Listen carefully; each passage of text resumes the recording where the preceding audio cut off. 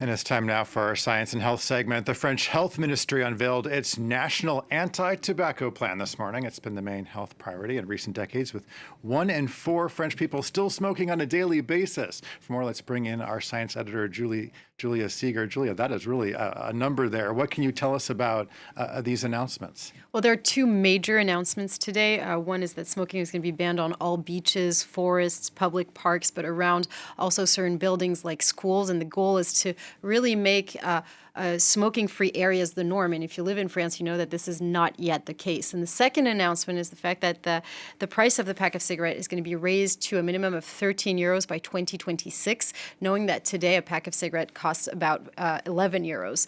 Now, according to the WHO, raising the price of tobacco is actually the most effective measure that you can have to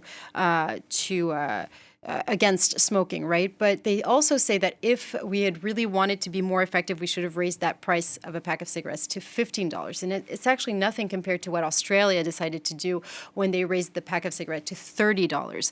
Now, it is a deterrent for young people, but unfortunately for adults, it's not as much. And we know today that it's also mainly low-income individuals who will continue to smoke despite the raise in the cost of the pack of cigarettes. So it's true in France, it's also true in the United States. And here you can see the stats from the CDC with low-income people smoking much more than higher-income people. Now, this is also why most of the time in these campaigns, they're now targeting younger people to make sure that the entire generation doesn't become a smoking generation. And this is also why they decided, and this is the third main announcement today, they're going to ban vapes altogether because we know that they're very popular among younger kids. And also they've realized that when kids tend to vape, they also tend to smoke as well and do both.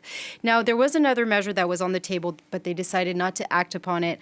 It was to strictly sanction selling cigarettes to minors. We know today that in France, 1 in 3 tobacco retailer is going to sell to minors, even though it's illegal. Well, so plans to combat smoking have been, implemented for years. What have these past measures achieved? Well, it's true that the first plan to combat smoking in France was in 2014, and because it's a generational thing, we saw the first effects in 2016 and 2019, and there was a huge drop in the number of people smoking. But now it has stagnating, and this is why the French government is really going forward with these anti-tobacco measures. Now, in France, you still, as you said, you still have 1 in 4 adults smoking on a daily basis compared to 1 in 6 in Europe. And it's still the leading cause of preventable mortality, cancer mortality, but also mortality before the age of 65. So hence, today, tobacco is responsible for nearly 1 in 8 deaths in France. That's 75,000 lives every year. That's really striking. What about financially? Are these campaigns effective? Well, this is what a financial institute here in France wanted to figure out, and they looked at all of the different measures that exist, and you know about all of them, increasing the price of cigarette, as we said, awareness month like November is here in France, plain packaging, or to the contrary, these shocking pictures on cigarette packs, and finally, the reimbursement of nicotine substitute.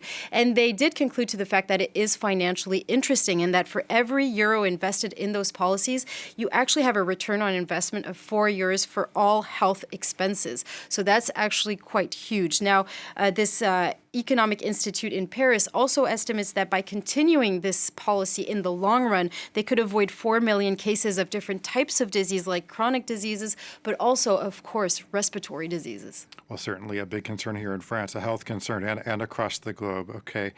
Julia, thanks so much. Thank you.